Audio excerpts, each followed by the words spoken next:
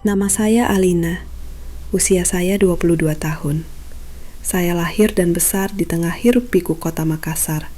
Namun, jiwa saya selalu merasa sepi sejak ibu pergi meninggalkan kami 2 tahun lalu. Hubungan saya dengan ayah, Pak Surya, menjadi seperti dua orang asing yang tinggal di bawah satu atap. Kami berkomunikasi hanya lewat anggukan atau pertanyaan singkat tentang makan malam. Ada tembok tebal yang terbuat dari rasa bersalah, kesedihan, dan kata-kata yang tak terucap di antara kami. Hingga suatu sore, ayah menghampiri saya dan berkata dengan suara rendah, "Alina, ayo kita ke Malino. Hanya kita berdua. Ayah rasa kita butuh udara segar." Malino adalah kota kecil di dataran tinggi Sulawesi Selatan, terkenal dengan hutan pinusnya yang berkabut dan suasananya yang melankolis. Saya mengangguk pelan. Saya merasa ini adalah kesempatan untuk meruntuhkan tembok itu, atau mungkin membangun sesuatu yang baru. Pada hari keberangkatan, saya memilih pakaian dengan sangat teliti. Saya mengenakan dress linen selutut berwarna putih tulang yang ringan. Bahannya sedikit tembus pandang jika terkena cahaya matahari langsung dari belakang, memberikan kesan siluet tubuh yang samar. Di baliknya, saya memakai bodysuit renda berwarna nude yang memeluk kulit saya dengan pas. Sebuah rahasia kecil yang hanya saya yang tahu. Rambut panjang saya jepit ke atas dengan gaya berantakan, menyisakan beberapa helai yang jatuh lembut di tengkuk dan bahu saya. Saya mengoleskan parfum dengan aroma vanila yang manis dan sentuhan ceri yang segar di titik-titik nadi saya. Saya ingin merasa hidup. Saya ingin merasa seperti wanita dewasa, bukan sekedar anak perempuan yang berduka. Perjalanan menuju Malino berkelok-kelok. Ketika kami sampai di sebuah villa tua yang dikelilingi pohon pinus, udara pegunungan yang lembab dan aroma tanah basah langsung menyambut kami. Ayah turun dari mobil, membawa tas saya di bahunya. Saat dia menyerahkan tas itu, mata kami bertemu. Tatapannya berbeda, lebih tajam, lebih memperhatikan detail. Seolah dia baru menyadari bahwa gadis kecilnya telah berubah menjadi seorang wanita yang anggun. Ada kilatan aneh di matanya yang membuat jantung saya berdegup tidak karuan. Itu terasa asing, sedikit mencemaskan, tapi di sisi lain, ada sensasi menyenangkan yang menjalar di punggung saya. Kami mendapatkan satu kamar besar dengan 2 tempat tidur terpisah, yang dipisahkan oleh sebuah meja kecil. Sore harinya, kami berjalan-jalan ke dalam hutan pinus. Saya melepas sandal jepit saya, membiarkan kaki telanjang saya merasakan sensasi dingin dan lembab dari lumut yang tumbuh di sela-sela akar pohon. Gaun saya sesekali tersangkut ranting, membuat kainnya tertarik dan memperlihatkan lekuk kaki saya. Ayah tertawa kecil melihat saya kesusahan, sebuah tawa yang sudah lama tidak saya dengar. Namun, tawa itu terasa lebih dalam, lebih berat, saat saya hampir tergelincir di jalan setapak yang licin. Dengan sigap, tangan ayah melingkar di pinggang saya untuk menahan beban tubuh saya. "Hati-hati, Al," bisiknya. Suaranya terdengar lebih serak dari biasanya. Saya bisa merasakan panas dari telapak tangannya menembus kain tipis gaun saya, langsung menyentuh kulit pinggang saya. Saya terpaku, napas saya tertahan. Untuk sesaat, kami anyone berdiri di sana, di bawah naungan pohon-pohon raksasa yang membisu. Malam harinya, pengelola villa menyalakan api unggun di area terbuka. Kami duduk berdampingan di sebuah batang kayu besar. Saya duduk sambil memeluk lutut yang membuat gaun saya tersingkap hingga ke paha atas, memperlihatkan sedikit detail renda dari bodysuit yang saya kenakan. Di seberang api unggun, ada prepers tamu lain, termasuk seorang pemuda lokal yang terus mencuri pandang ke arah saya. Saya menyadarinya dan memberikan senyum tipis yang sopan. Tiba-tiba, Ayah bergeser lebih dekat. Dia melepaskan jaket flanelnya dan menyampirkannya ke bahu saya yang terbuka. "Dingin, nanti kamu sakit," katanya, sambil merapatkan jaket itu ke tubuh saya. Jemarinya sempat menyentuh kulit bahu saya dengan gerakan lambat yang sengaja. Saya merasakan merinding yang bukan karena udara malam, melainkan karena kehadiran fisiknya yang begitu dominan. Malam itu saya tidak bisa memejamkan mata. Saya berbaring menatap langit-langit kayu kamar kami, mendengarkan suara napasnya yang teratur di tempat tidur sebelah. Kamar itu terasa begitu sempit dan panas, meskipun udara di luar membeku. Saya bangkit, berjalan menuju balkon yang menghadap ke lembah. Bulan bersinar terang, memantulkan cahaya di sungai kecil di bawah sana. Tiba-tiba saya mendengar langkah kaki di belakang saya. Ayah berdiri di samping saya, ikut menatap kegelapan malam. "Indah sekali, Ayah," bisik saya. Ayah tidak menjawab dengan kata-kata. Dia hanya meletakkan tangannya di punggung saya yang terbuka, karena model gaun malam saya yang rendah. Sentuhan kulitnya yang kasar namun hangat membuat seluruh tubuh saya bergetar. Saya tahu ini beresiko. Saya tahu ini tidak biasa. Tetapi di dalam kabut Malino ini, saya merasa berada dalam sebuah kedamaian yang terlarang namun manis. Kami berdiri di sana dalam keheningan yang menyesakkan, menyadari bahwa perjalanan ini telah mengubah sesuatu di antara kami selamanya. Pagi di Malino menyapa dengan kabut tebal yang menyelimuti jendela villa. Saya terbangun lebih awal, mendapati ayah masih terlelap. Sinar matahari yang malu-malu menembus celah gorden, menyifari tubuhnya yang hanya tertutup selimut tipis hingga pinggang.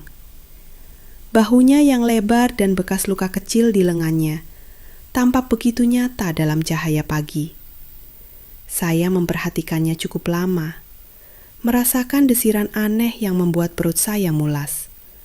Sebuah perpaduan antara rasa sayang yang mendalam dan keingintahuan yang berbahaya. Saya segera mandi dan berganti pakaian. Kali ini saya memilih gaya yang lebih santai, namun tetap menonjolkan sisi feminin. Saya mengenakan tank top ketat berwarna putih yang terbuat dari bahan katun tipis, tanpa mengenakan bra di baliknya, agar kulit saya bisa bernapas di tengah kelembapan ini. Sebagai bawahan, saya memakai celana pendek denim yang sangat pendek, dengan pinggiran yang sedikit berjumbai, memperlihatkan jenjang kaki saya yang mulai kecoklatan karena matahari. Saya membiarkan rambut saya terurai basah, memberikan kesan segar sekaligus berantakan. "Al, sudah siap?" Suara ayah mengejutkan saya. Dia sudah bangun, berdiri di ambang pintu kamar mandi dengan handuk yang tersampir di lehernya. Matanya menyisir penampilan saya dari atas ke bawah, berhenti sejenak di area dada saya yang tercetak samar di balik kaos tipis, lalu dengan cepat berpaling. "Hari ini kita ke air terjun Takapala," lanjutnya dengan suara yang sedikit tertahan. Kami menyewa sepeda motor untuk menuju ke sana. Saya duduk di belakangnya, memeluk pinggangnya erat karena jalanan yang menurun tajam. Saya bisa merasakan otot punggungnya yang mengeras setiap kali motor melintasi lubang. Aroma sabun maskulin dan sedikit bau keringat dari tubuhnya memenuhi indera penciuman saya.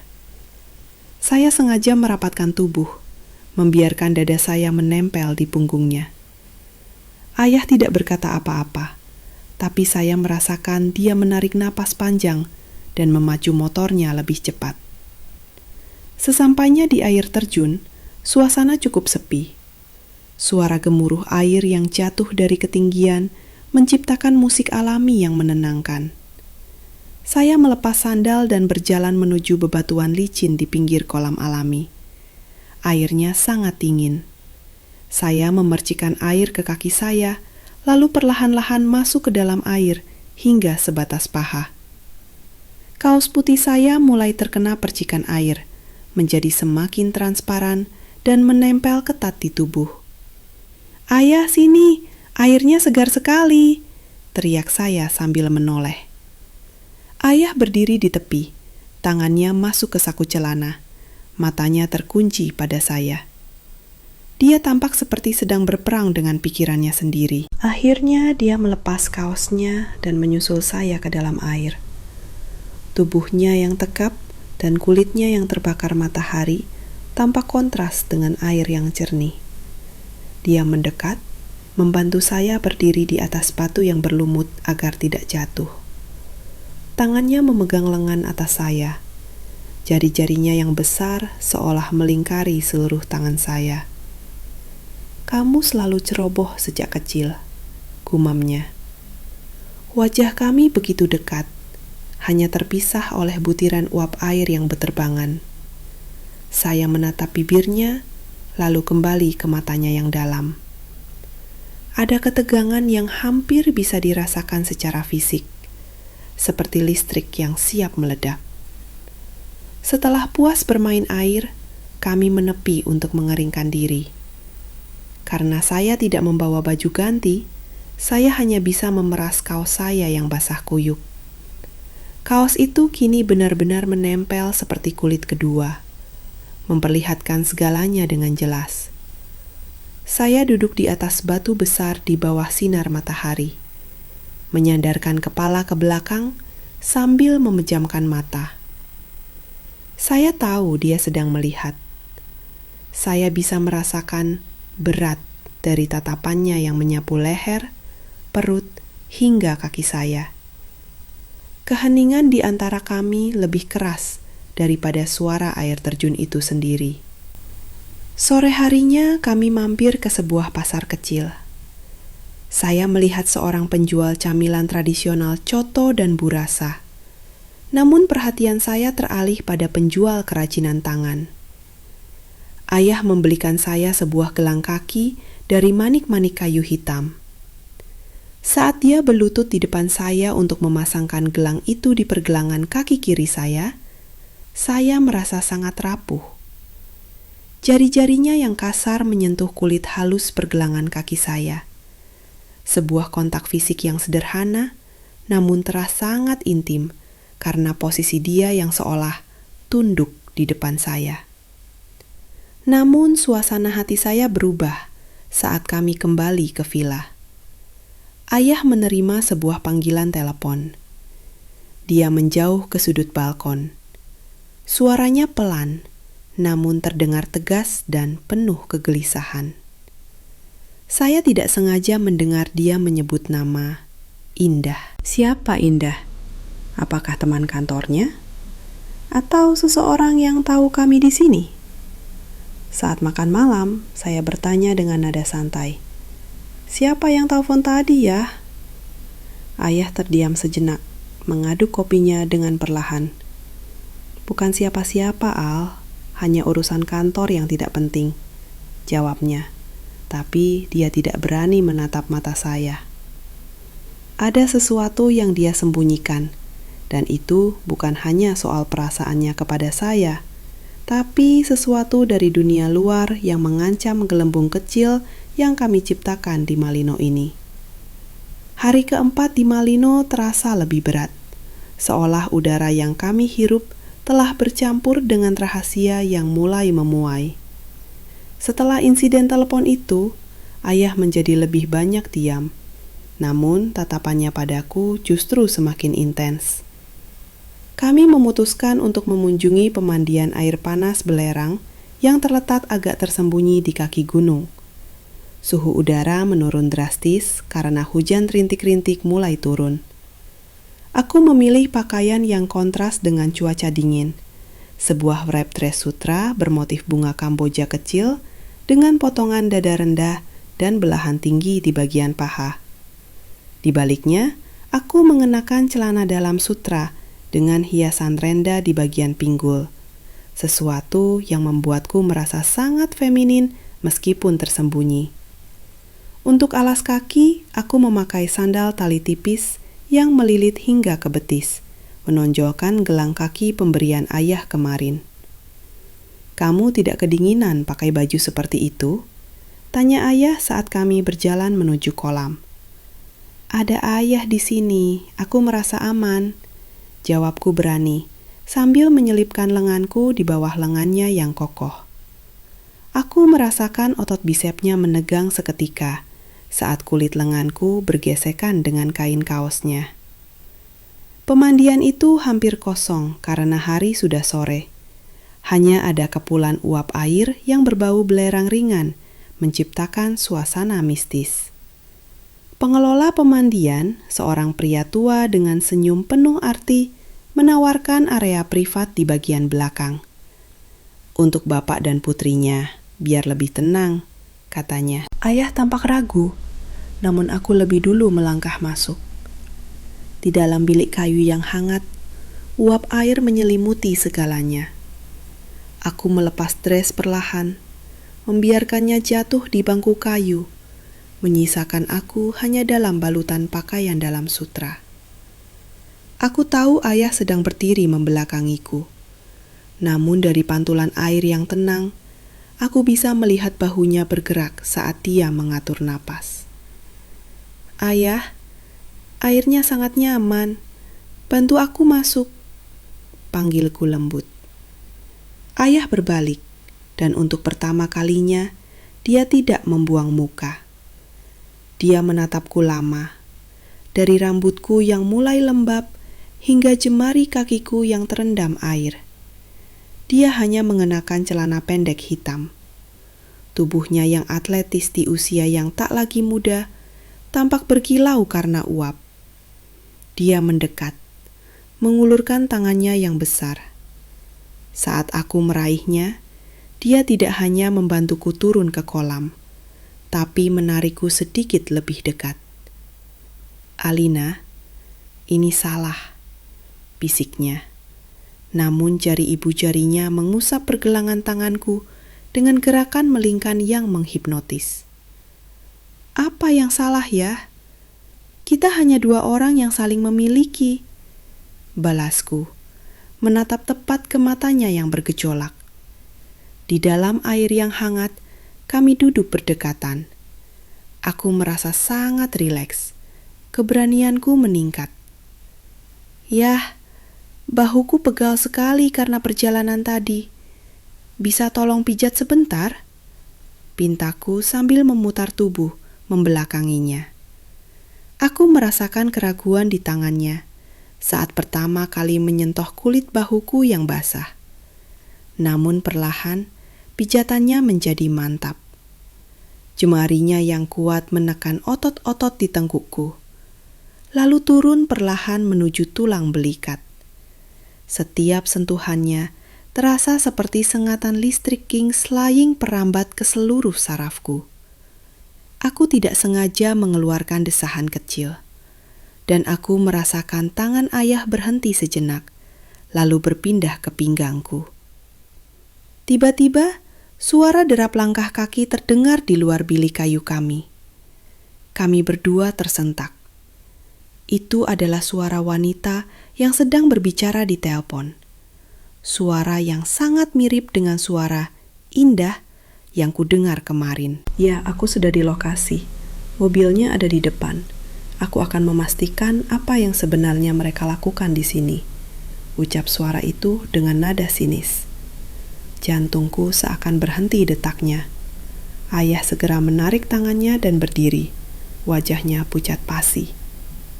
Kita harus pergi dari sini, sekarang juga. Bisiknya dengan nada panik yang belum pernah kudengar sebelumnya. Dia mengambil handuk dan melemparkannya padaku, seolah ingin menyembunyikan keberadaanku secepat mungkin. Saat kami keluar lewat pintu belakang, aku melihat sebuah mobil hitam terparkir tak jauh dari motor kami. Di dalamnya, duduk seorang wanita berkacamata hitam yang tampak sedang memotret arah bilik kami. Siapa dia? Mengapa dia mengikuti kami sejauh ini? Ketakutan di mata ayah adalah sesuatu yang belum pernah kulihat sebelumnya. Kami meninggalkan Malino seolah-olah sedang melarikan diri dari kejaran badai. Motor dipacu menembus kabut, menuruni pegunungan menuju dataran rendah. Angin kencang menerpa gaun sutraku, membuatnya berkibar liar. Namun aku tak peduli. Aku hanya memeluk punggung ayah semakin erat, menyembunyikan wajahku di balik jaketnya yang beraroma tembakau dan sisa uap belerang. Ayah tidak membawa kami kembali ke Makassar. Dia memacu kendaraan menuju arah selatan, ke Tanjung Bira, sebuah pesisir dengan pasir seputih tepung yang letaknya berjam-jam dari kota. Kita tidak bisa pulang sekarang, Al. Ada yang memperhatikan setiap gerak-gerik kita. Katanya dengan nada parau saat kami berhenti sejenak untuk mengisi bahan bakar. Kami tiba di sebuah penginapan kecil yang tersembunyi di balik tebing karang. Hanya ada beberapa pondok kayu yang menghadap langsung ke laut lepas. Suasana di sini sangat sepi, kontras dengan Malino yang rimbun. Di sini hanya ada suara ombak yang menghantam karang dan angin laut yang asin. Malam itu rasa lelah menyelimuti kami, namun syarafku tetap tegang. Aku berganti pakaian di dalam kamar mandi yang hanya berbatas dinding bambu. Aku mengenakan kaos oversize milik ayah yang berwarna abu-abu gelap. Kaos itu sangat besar di tubuhku, menutupi hingga tengah paha. Namun bahannya yang tipis menunjukkan bahwa aku tidak mengenakan apapun di baliknya. Aku membiarkan rambutku yang masih terasa lengket oleh garam laut terurai bebas. Ayah sedang duduk di teras kecil pondok, menatap cakrawala yang gelap. Aku mendekat dan duduk di lantai kayu di samping kakinya. "Siapa wanita itu ya? Kenapa dia menghancurkan semuanya?" tanyaku pelan. Ayah menghela napas panjang. Tangannya gemetar saat menyalakan rokok. "Dia Indah, mantan asisten pribadiku. Dia merasa aku berhutang banyak padanya setelah ibu pergi. Dia terobsesi untuk mencari kesalahanku agar bisa menjatuhkanku di depan dewan direksi perusahaan. Tapi ini bukan lagi soal pekerjaan, Al. Ini soal dia yang melihat sesuatu yang dianggap orang lain tidak wajar. Tapi kita tidak melakukan apa-apa yang melanggar hukum, kan?" bisikku sambil menyandarkan kepalaku di lututnya. Ayah terdiam. Dia menunduk, menatapku. Tangannya perlahan mendarat di kepalaku, memusap rambutku dengan kelembutan yang menyakitkan. "Dunia tidak akan peduli pada kebenaran kita, Al. Mereka hanya ingin melihat skandal." Aku meraih tangannya, menempelkan telapak tangannya yang hangat ke pipiku. Aku bisa merasakan denyut nadinya. Keberanian aneh muncul dalam diriku. Aku bangkit sedikit, membuat kaos besar itu bergeser dan mengekspos bahu serta sebagian dadaku di bawah temaram lampu teras. Aku menatapnya dalam-dalam. "Aku tidak peduli pada dunia ya. Aku hanya peduli padamu." Ayah terpaku. Matanya menyusuri wajahku, lalu turun ke leher dan nege tubuhku yang tercetak di balik kaos tipisnya. Ketegangan di antara kami mencapai titik didih. Dia tidak menarik tangannya. Sebaliknya, jemarinya meluncur turun ke leherku, lalu ke tulang selangka, berhenti tepat di atas detak jantungku yang menggila. "Alina, kamu adas kehancuranku sekaligus keselamatan," bisiknya. Dia mendekatkan wajahnya, napasnya yang hangat terasa di bibirku. Untuk sesaat, waktu seolah berhenti. Bibirnya hampir menyentuh bibirku ketika tiba-tiba ponselnya yang tergeletak di meja bergetar hebat. Ada notifikasi pesan masuk. Layarnya menyala terang di kegelapan. Aku melihatnya lebih dulu. Sebuah foto. Itu adalah foto kami berdua di pemandian air panas tadi siang. Diambil dari sudut yang membuat kami tampak sedang berciuman. Padahal saat itu ayah hanya sedang berbisik padaku. Di bawah foto itu tertulis, "Indah sekali hubungan ayah dan anak ini. Berapa harga yang pantas agar foto ini tidak sampai ke tangan polisi dan media besok pagi. Darahku terasa membeku. Ayah merenggut ponsel itu. Wajahnya berubah menjadi sangat pucat. Lalu perlahan-lahan berubah menjadi merah padam karena amarah yang tertahan. Dia menatapku dengan tatapan yang sangat asing, penuh penyesalan sekaligus keputusasaan yang mendalam. Malam itu di Tanjung Bira, suara deburan ombak yang menghantam tebing di bawah pondok kami terdengar seperti suara penghakiman.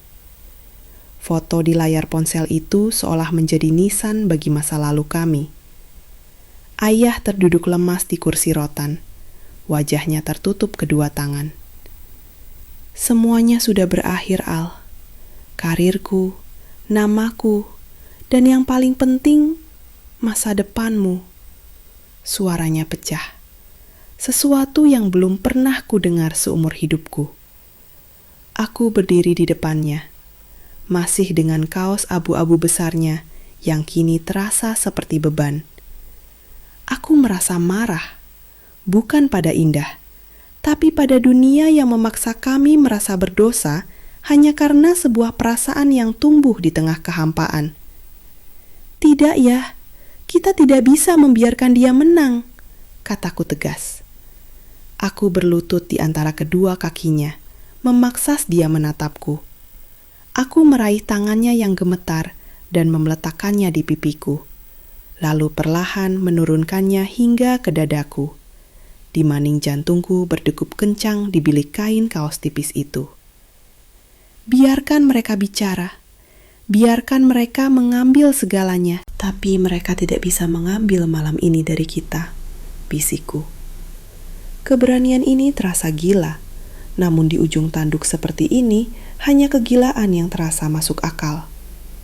Ayah menatapku dengan mata yang memerah. Ada perang hebat di dalam dirinya, antara insting melindungi sebagai ayah dan hasrat yang telah lama ia tekan sebagai pria. Perlahan dia berdiri, menarikku ikut berdiri. Dia membelai rambutku, lalu jemarinya turun ke kancing kecil di bagian belakang leherku. Alina, jika kita melangkah lebih jauh, tidak akan ada jalan kembali, bisiknya parau. Aku sudah lama membuang kuncinya ya, jawabku pelan. Dia menarikku ke dalam pelukan yang paling erat yang pernah kurasakan. Bukan pelukan hangat seorang ayah saat aku menangis di masa kecil, tapi pelukan yang posesif, penuh kerinduan dan keputusasaan.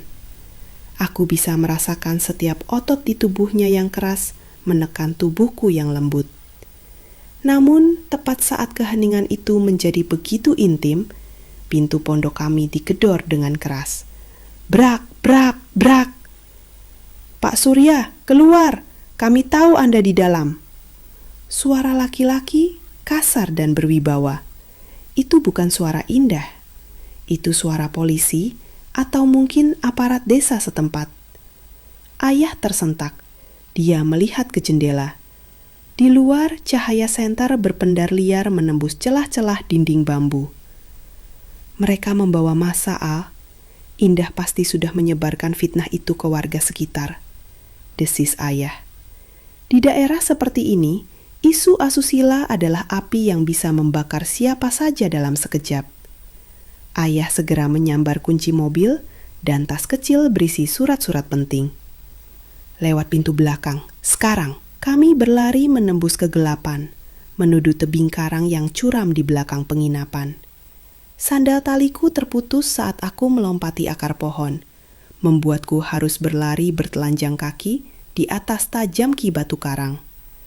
Kaos tipis yang kukenakan tersangkut ranting, merobek bagian sampingnya hingga memperlihatkan kulit pinggangku yang putih di bawah sinar bulan. Kami sampai di pinggir tebing yang langsung menjatuhkan diri ke laut yang gelap dan ganas. Tak ada jalan lagi. Di belakang kami, suara teriakan orang-orang semakin dekat. Obor-obor mereka mulai menerangi hutan kecil di belakang kami. Ayah memegang bahuku, menatapku untuk terakhir kalinya dengan tatapan yang penuh cinta namun mengerikan. Alina, dengarkan ayah. Apapun yang terjadi, katakan mereka bahwa ayah yang memaksamu. Katakan kamu adalah korban. Mengerti? Tidak, aku tidak akan meninggalkanmu, teriakku di tengah deru angin laut. Ayah tersenyum tipis, sebuah senyum yang menyiratkan perpisahan. Dia merogoh sakunya, mengeluarkan sebuah amplop kecil yang tadi dia ambil dari tas. Ini paspor dan tiket atas namamu. Ada uang tunai di dalamnya. Pergilah ke pelabuhan rakyat di balik bukit ini. Ada kapal yang sudah ayah sewa untuk membawamu ke Timor Leste. Mulailah hidup baru di sana. Lalu ayah? Tangisku pecah. Dia tidak menjawab. Tiba-tiba, sosok indah muncul dari balik pepohonan, diikuti oleh beberapa pria berseragam. Dia tersenyum penuh kemenangan sambil memegang ponselnya yang masih menyala. Sudah terlambat untuk lari, sayang, ejeknya. Ayah menoleh padaku, lalu berbisik sangat pelan. Ingat koordinat yang ayah kirimkan di kartu itu? Jika suatu saat kamu siap, temui ayah di sana, di kehidupan yang lain. Sebelum aku sempat bereaksi, ayah mendorongku dengan lembut ke arah jalan setapak tersembunyi yang menuju ke bawah tebing, sementara dia sendiri melangkah maju menghadapi kerumunan itu. Hal terakhir yang kulihat adalah ayah yang berdiri tegak menantang mereka, sebelum lampu senter yang menyilaukan membutakan pandanganku. Aku terus berlari dalam kegelapan, kaki berdarah, kaos robek, dan air mata yang mengaburkan pandangan. Di tanganku, aku meremas kartu kecil yang dikirimkan ayah tempo hari. Aku membuka ponselku dengan tangan gemetar, melipeks kembali koordinat itu. Itu bukan di Belarus, melainkan sebuah pulau tak berpenghuni di gugusan Kepulauan Alor. Apakah ayah benar-benar akan menyusulku? Ataukah ini adalah rencana terakhirnya untuk mengorbankan diri demi keselamatanku? Dan siapa sebenarnya Indah? Saat aku mencapai perahu di pelabuhan rakyat, aku melihat sebuah pesan masuk di ponselku dari nomor tak dikenal. Selamat atas pelarianmu, Alina. Tapi jangan pikir ini sudah berakhir. Ayahmu menyimpan rahasia tentang ibumu yang jauh lebih gelap dari apa yang kita lakukan malam ini. Perahu mulai menjauh dari pantai. Aku menatap daratan Tanjung Bira yang semakin mengecil, menyadari bahwa misteri ini baru saja dimulai.